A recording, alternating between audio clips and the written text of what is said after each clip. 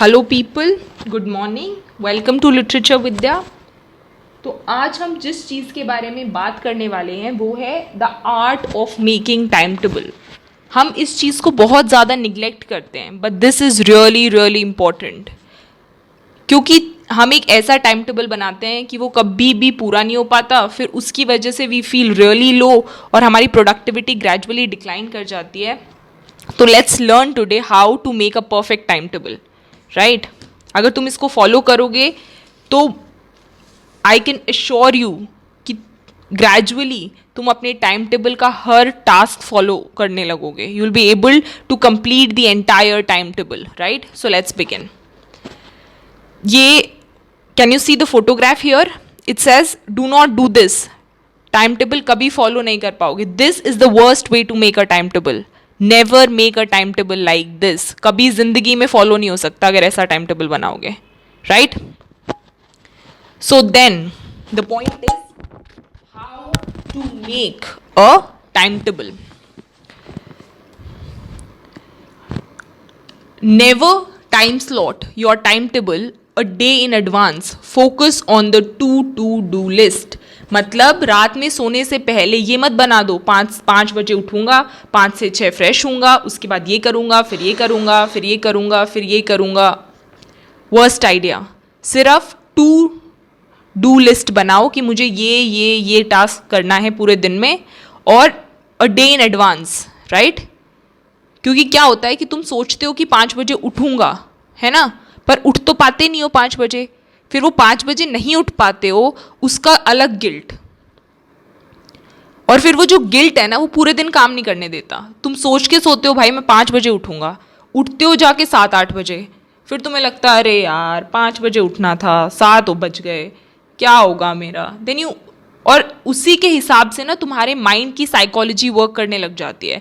And then right at the start of the day you get into a guilt of not being able to fulfil a task that you decided a day in advance, that is waking up at 5 AM, and that guilt doesn't allow you to work for the entire day. वरना अगर 7 बजे भी उठ गए, उसके बाद भी काम करोगे तो काफ़ी काम निकल जाएगा, but that guilt of not being able to wake up at 5 AM वो तुम्हें पूरे दिन काम नहीं करने देता, राइट। सो कभी भी ये 5 to 6, 6 to 7 ये मत बनाओ, सिर्फ बनाओ टू डू लिस्ट कि मुझे ये करना है ना।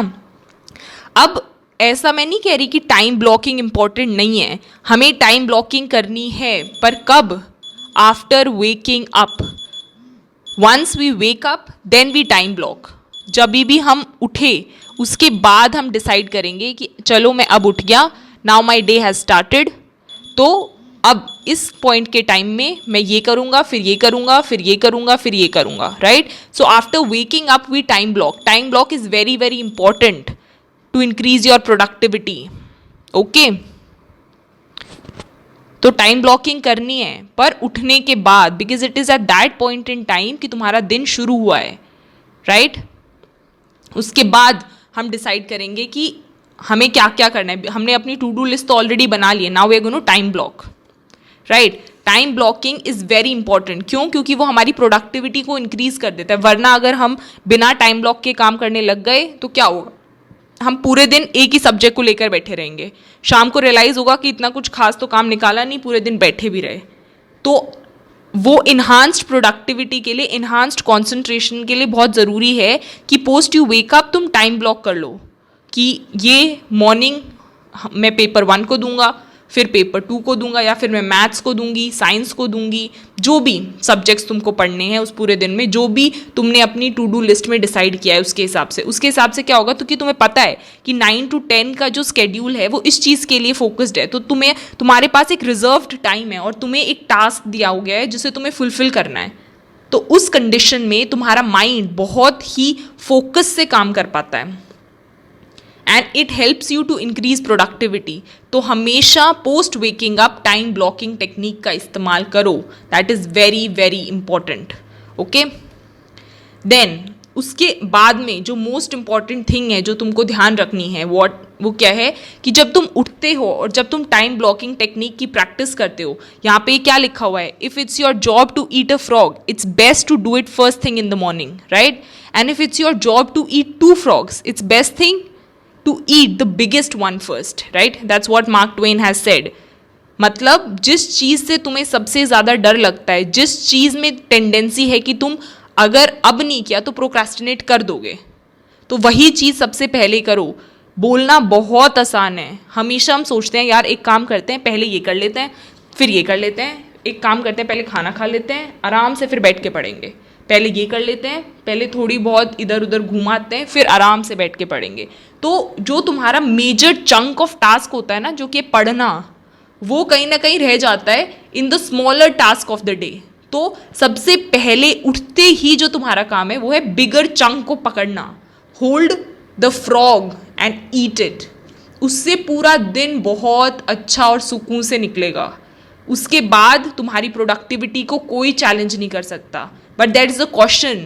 ये इतना ईजी टास्क नहीं है. बोलना बहुत आसान काम है, but this is a challenge for you for just around 10-12 days.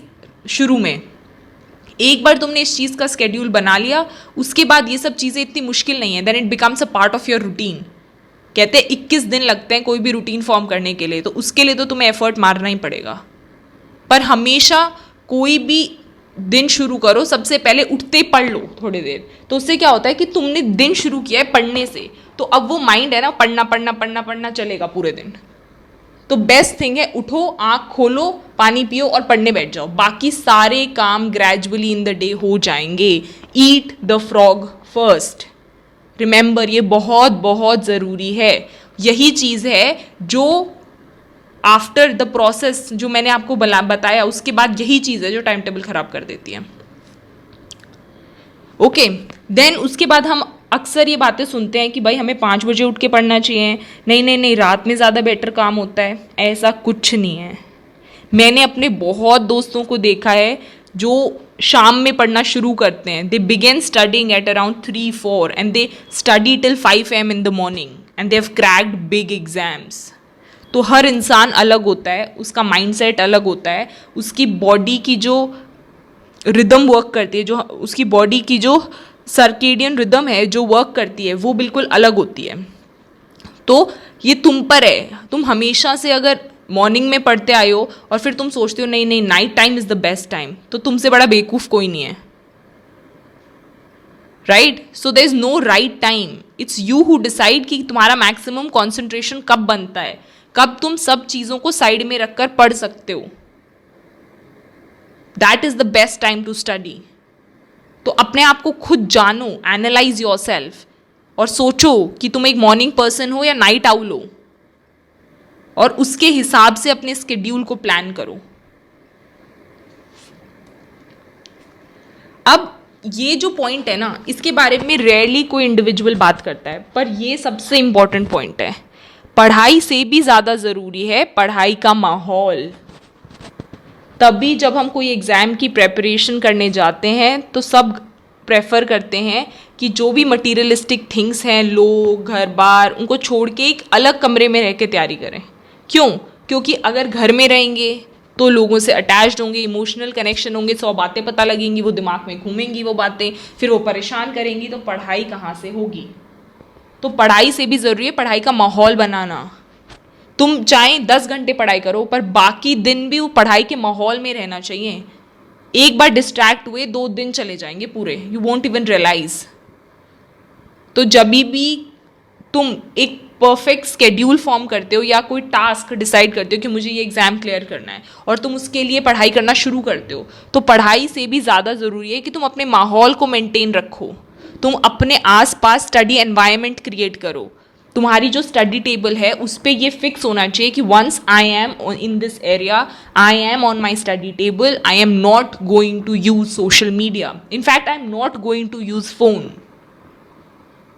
तो उससे क्या होगा कि तुम्हारा माइंड ट्रेन हो जाएगा. एक बार तुम अपनी स्टडी टेबल पे आ गए तो दिमाग को पता है कि दिस इज द एरिया जहाँ पे फ़ोन प्रोहिबिटेड है. राइट? ये सबसे ज़रूरी है. और जब पढ़ो तो सोशल मीडिया से दूर रहो, stay away from social media. हम सोचते हैं कि 10 मिनट मीडिया करेंगे, इंस्टाग्राम चलाएंगे 10 मिनट, उसके बाद आकर पढ़ेंगे.